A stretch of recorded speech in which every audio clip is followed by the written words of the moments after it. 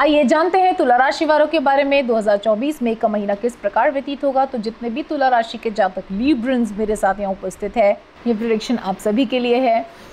मैं आपको शुरू करने से पहले बता देना चाहती हूँ कि हम जो भी प्रेडिक्शन लेते हैं चंद्र राशि के हिसाब से लेते हैं, यानी कि आपके हॉरोस्कोप के हिसाब से जो आपकी राशि निकल कर आती है, ये प्रेडिक्शंस उस हिसाब से हैं।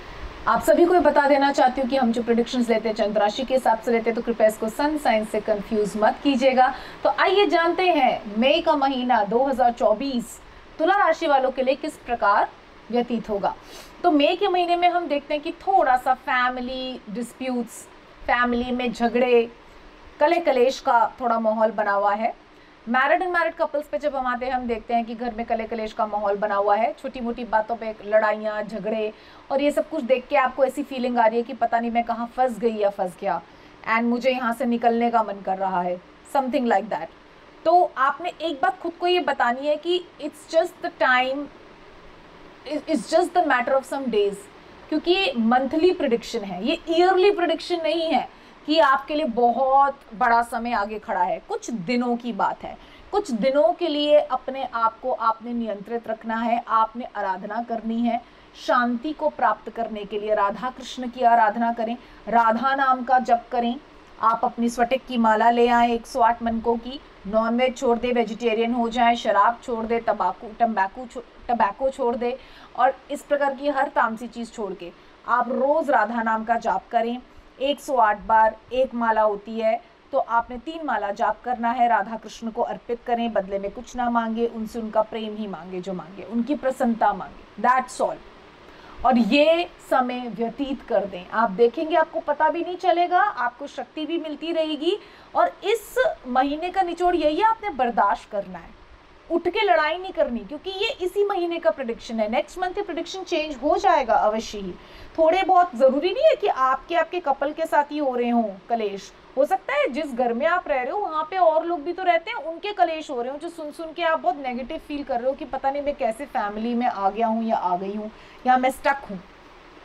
So it will all be fine. जब आप राधा कृष्ण की आराधना करेंगे तो घर में पॉजिटिविटी आएगी। जैसे गोलोक में माहौल बना रहता है ना, सब फ्रेंड्स बन के घूमते हैं, वैसे ही आपके घर में भी खुशहाली आ जाएगी। तो आप अपना तप कीजिए और हो सकता है आपकी तप के प्रभाव से आपके घर में खुशहाली आ जाए। ठीक, हम आगे बढ़ते हैं, चलते हैं कार्यक्षेत्र की तरफ। तो कार्यक्षेत्र में भी हम देखते हैं कि आप फंसा हुआ स्टक फील कर रहे हैं, महसूस कर रहे हैं। आपको ऐसा लग रहा है कि यहाँ पे भी जो मेरे बॉस हैं मुझे समझ नहीं रहे हैं और आए दिन मुझे कुछ ना कुछ सुनाते रहते हैं, मिसबिहेव करते हैं, गलत तरीके से टॉन्ट करते हैं, गलत तरीके से बात करते हैं, इंसल्ट करते हैं, क्रोध करते हैं। और मैं अभी इस एरिया को छोड़ नहीं सकता, जॉब को, क्योंकि ज़रूरत है घर चलाने के लिए, आवश्यकता है धन की, या मैं छोड़ नहीं सकती और इस वजह से आप स्टक फील कर रहे हैं। तो अगेन अभी जॉब शिफ्ट होने का योग इतना बना नहीं हुआ। आराधना करनी है अगेन किसकी? राधा कृष्ण की। तो राधा जी का आपने नाम जाप करना है 3-3 माला। जब आपको लगे स्ट्रेस बढ़ रहा है तब अपनी माला उतारिए और जाप करना शुरू कर दिए। जाप के लिए, नाम जप के लिए आपको किसी विधि की आवश्यकता नहीं है, बस एक ही विधि है, आपका मन सात्विक हो, आपका आहार शुद्ध हो और आप हृदय के तल पर बैठ के ये पूजा करें। ठीक है, आप देखेंगे कि ये महीना जल्दी जल्दी व्यतीत हो जाएगा और ये जो आप स्टक फील कर रहे हैं इससे भी आपको मुक्ति मिलेगी।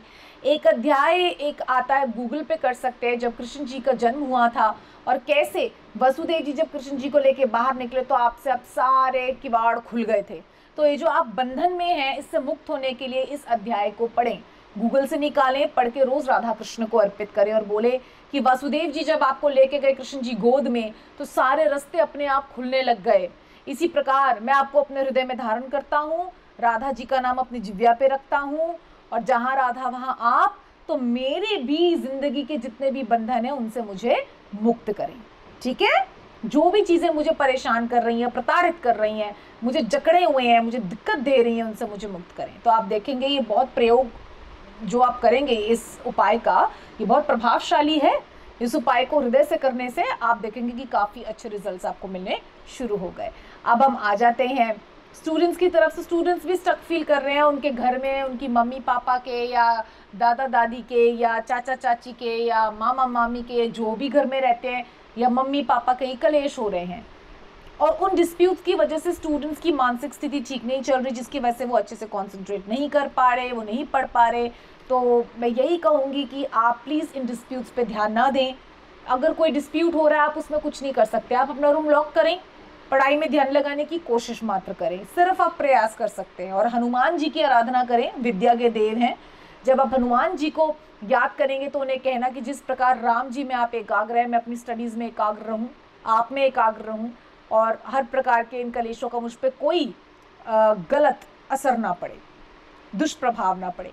ठीक है, आगे चलते हैं और हम आ जाते हैं रोगों की तरफ। तो रोग हैं आपके सर में दर्द, आपकी चेस्ट में प्रॉब्लम, पेट में प्रॉब्लम, शूल उठना, दर्द होना, इस तरीके की प्रॉब्लम है। मानसिक पीड़ा बहुत है, स्ट्रेस होना, माइग्रेन होना, पीठ में दर्द, ये सब हो सकता है। तो भार नहीं उठाना, स्पाइसी फूड नहीं खाना, ज़्यादा स्ट्रेस नहीं लेना, यही मैं कह सकती हूँ। बीपी भी बढ़ सकता है, तो बी वेरी वेरी कॉशियस। आपकी हेल्थ आपके हाथ में है। ठीक है, अपने हाथ जगन्नाथ। ठीक है, अब हम आगे बढ़ जाते हैं लकी कलर की तरफ। तो लकी कलर निस्संदेह रूप से निकल कर आ रहा है येलो एंड वाइट। येलो आपको ज्ञान के केंद्र में लाएगा, वाइट आपके हृदय में पीस का, शांति का प्रसार करेगा, प्रचार करेगा। और इस तरीके से आप इन रंगों को यूज़ करके, इन रंगों के गुलाब ले लीजिए, इन रंगों के विभिन्न फूल आते हैं वो ले लीजिए, अपने प्रभु को रोज़ चढ़ाएं, उनकी आराधना करें, राधा नाम का जप करें, उस माला को गले में डाल लें, नॉनवेज ना खाएं उसके बाद, और आप देखेंगे कि आपका जीवन असंख्य रंगों से अवश्य भर जाएगा। आश्रय महीना जो थोड़ा सा तकलीफ और मुश्किलों से भरा नज़र आता है, वो प्रभु आराधना से, आपके संयम से आसानी से निकल जाए, और अगला महीना आपके लिए अत्यंत रुचिकर, प्रीतिकर और शांतिवर्धक लेकर आए। धन्यवाद।